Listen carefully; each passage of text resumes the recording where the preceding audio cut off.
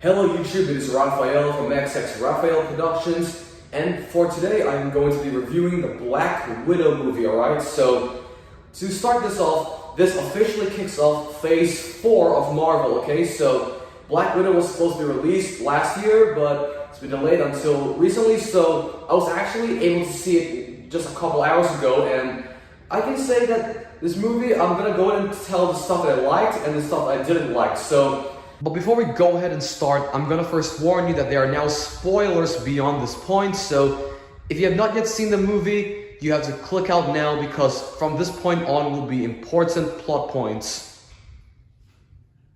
There is one thing that I will definitely want to say before we begin the review, and I'm sure you've heard this like a million times already, not just from me, but also from other reviewers, but this movie definitely should have come out much earlier, okay? So, it's not a bad movie by any means, don't get me wrong, but I definitely think that the Black Widow movie should have been put much earlier, like let's say around before Infinity War, because I know that in my previous video I did say that the movie could set up any potential plot points for Phase 4 in general, so I would say that after actually seeing the movie, I think that this movie would have been suited much better. I would say around 2017, okay? So, that being said, let's get right into the video, and one thing that stood out to me, okay? So, I was taking down notes in the cinema while I was also watching the movie, and I absolutely liked the intro where it shows, you know, it's kind of like showing the different phases in Natasha's life. So Natasha Romanoff, Black Widow, it's showing her as she was young, and then it's showing 1995 and stuff, so then it also gets to show how she was left alone by her surrogate parents, and then basically it goes to show how her life progressed, and that is something I liked because the way the scene was done, like the opening kind of sequence that Marvel did is kind of unique. I think the only other movie that's done something similar is like the Guardians of the Galaxy movie, but still, the way that they did this, it's really set the tone for the rest of the movie. This movie was definitely much darker than the usual MCU movie, okay? So, that being said, it did not lean too much into the dark, but do you recall how I was saying something like that the tone of the movie would be... Okay, well, you probably haven't seen it yet because this, in the previous video, I made it in the description below, but I did say something before that this movie would be similar to Captain America the Winter Soldier or Captain America Civil War in terms of tone, and when I look at this movie, and especially the intro, because that really did set the tone, it was very similar to Civil War's intro, where it kind of gets the audience prepared for something dark or ominous, I guess, and yeah, the tone of the movie, it definitely balanced the comedy well. Like, it didn't go overboard with the comedy, but it also didn't go too overboard with the dark tone, so this movie did a good job balancing the tone, just like the Winter Soldier did. You know, they didn't go like way overboard with it.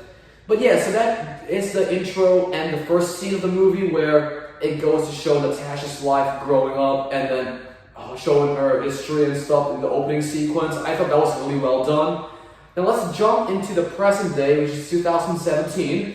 So like I said before, this movie is actually taking place between Captain America Civil War and before Avengers Infinity War. So you will realize that when you notice that she's still on the run from General Ross, where if you recall the events of Captain America Civil War, where the airport fight makes Team Captain America a fugitive. So yeah, she's still on the run from the government, and you get some really good action sequences. Like, I know that Marvel in general, they do really good action sequences in general, so no surprise there. All I'm simply saying is that the action scenes is, you know, typical Marvel movie. It's great, it's enjoyable to watch. And just to be clear, the director of this movie is not the Russo brothers, but rather it's Cate Shortland. So just putting that out there right now. And now onto the actual villain, Taskmaster. Her introduction, yeah, it's a her by the way. So her introduction in this movie, she was intimidating. I will get to the stuff that I did not like about Taskmaster, but I'll get to the good parts first, okay? So, her introduction was intimidating, and throughout the movie, she is obviously able to mimic the fighting techniques of other individuals. Now, that is something that was clearly established even before the movie was released, so obviously no surprise there. But obviously for people who are not looking at the details of the movie because they want to avoid any spoilers, for example, well, that's Taskmaster's, I guess you could say, special ability, where she mimics a bunch of good fighting techniques. Like I saw some Captain America style moves, Black Panther moves. I even saw some, you know, the Winter Soldier, that knife flipping. I saw that in like one particular moment, and I'm just like, yeah, that's a good way to demonstrate. And now let's go ahead and talk about the Sokovia Accords. Now, the Avengers, you might be wondering if the Avengers are referenced a lot in this movie. Well, unfortunately, no. Like, I was hoping there would be a lot of references to, like, Captain America. I mean, they did talk about Captain America, Thor, and even Ant-Man was mentioned. They didn't really mention Ant-Man by his name, but they mentioned him as the shrinking fugitive. That got a laugh out of my cinema. It was pretty funny, but yeah. So, other than that though, they didn't really reference the Avengers, so that's one thing I wish they did more. And I heard Tony Stark was going to be in the movie, like, since this is a prequel, but when I was there, he was not in the movie, so I don't know whether there was a deleted scene or what, but it wasn't in the movie, alright? So, there is no Iron Man for people here who are wondering. Tony Stark was not in the movie, and Captain America was not in the movie either, which I thought was kind of weird, because after Civil War, Team Captain America were on the run until Infinity War, where they kind of helped save Vision and Wanda's life from the Black Order that Thanos sent to retrieve the Mind Stone from. So I was really hoping they did more with the connection to the Infinity Saga, but we'll get anyway. So let's just say that this movie is a standalone movie, so yeah. Now, the side character, Yelena, I hope I'm pronouncing it correctly, but she was an interesting character. She was a good sidekick to Black Widow, and she basically, yeah, she provided some comic relief. I know, I liked, what's his name? David Harbour's character. He's the actor of Hopper in Stranger Things, so I was definitely very hyped to see him in this movie as well. So David Harbour was also good comic relief, and it also goes to show that I think he had a super soldier serum as well. That's why he was really powerful. And his fight with Taskmaster, like I said before, Marvel does great with action sequences. I love the entire last few moments where they're fighting. That was really good. And basically the mission is to find the Red Room. So their mission is to find the Red Room, and they end up doing that around like the last half of the movie. No, not the last half. The last quarter of the movie, I should say. Because other than that, it was mostly Natasha Romanoff on the run, and then, you know. So yeah, that's the plot of the movie. The plot is simple, I guess you could say. And so Black Widow uncovers more about her past and the family stuff. Let's talk about that right now. The family stuff here, where they're Black Widow and I guess a sister Yelena they're both kind of. They had some drama in the middle in regards to abandonment issues and stuff. I thought that those parts were compelling, so good on them for that. I do think though that it took up too much time, but oh well. I guess when it comes to exploring the history of Black Widow, I guess that's pretty important. So I'll let that slide. Now, yeah. So not really much to say aside from that. The action sequences are good. The tone is similar to the Captain America movies, like I was saying would happen, so I'm not really surprised by that either.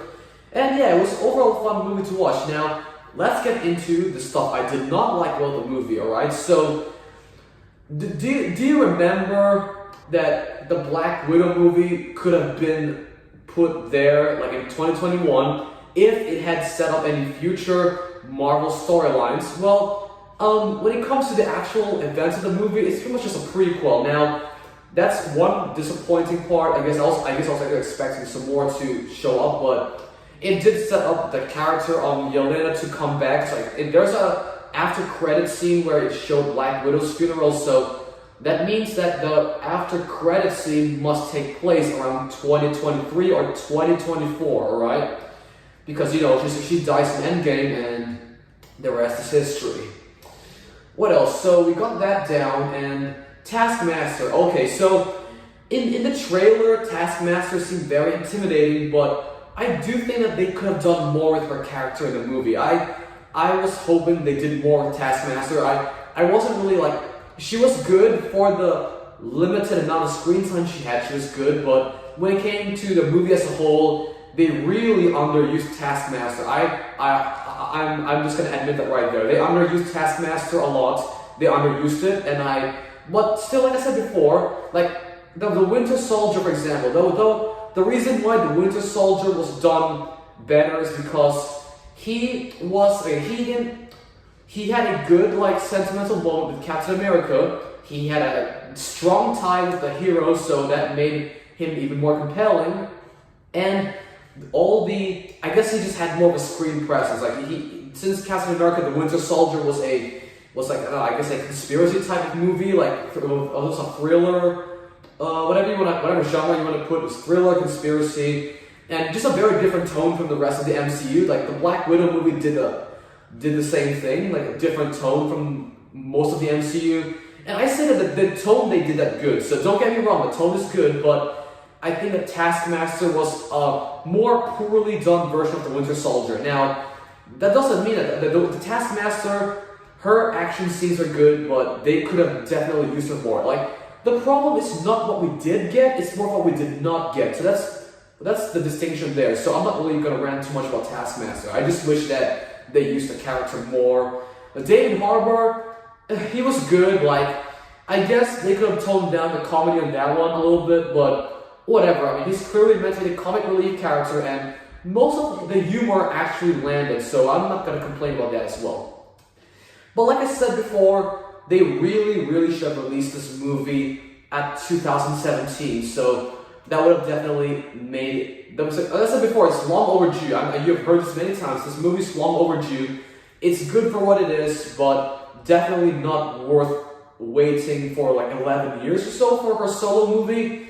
And I'm just glad it's really released. Better late than never, but definitely should have been much earlier. It would have benefited this movie much more if they had done it much earlier. Okay, so that summarizes that part of the review. And I guess overall, I wish that they referenced a lot more of the Avengers. Like I said before, it feels really weirdly detached. Like, we know that they're on the run from the government after Civil War, but it's not really given too much focus, and I wish they did that. Alright, so yeah, so is this movie worth a watch? Definitely worth a watch if you like Marvel in general, but it's not really.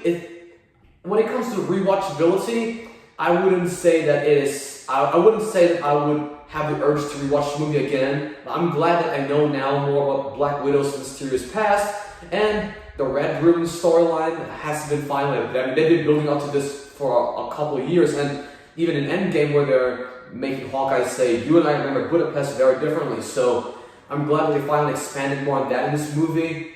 But they definitely could have made this movie much better. Well, maybe it would have been good if it was released in 2017, so I guess that also clouds my judgment a little bit when it comes to reviewing it. But yeah, I definitely think that this movie should have been released in 2017, and then for 2021 could be like, could just be like continuing off from where we left off from Spider-Man Far From Home, because, you know, that was a pretty big cliffhanger in regards to Spider-Man's identity being revealed, alright? Yeah, so the characters were done well. I love the character interactions, so that's all good. Action sequences are great, and the tone was great, and I think the intro was one of the best that Marvel's done. That's something I'll give them for this, alright? So all in all, the Black Widow movie review, I'm gonna conclude it right now and say that it is definitely worth a watch. Also reveals a lot of mysteries surrounding Black Widow, and that is it. So yeah, I would definitely give this movie about, let's say, maybe a 6 or a 7. I would bump it up to an 8 if the movie was released in 2017, but as of 2021 though, I will definitely give it maybe a 6.5 overall. Now, there are some scenes that I really enjoyed, so I'm actually kind of stuck deciding whether it's a 6.5 or a 7. But yeah, it's definitely not really a top tier Marvel movie, but still worth a watch, and I would recommend it. So That is Black Widow 2021, the start of Phase 4 officially, and I will see you guys later. Raphael out.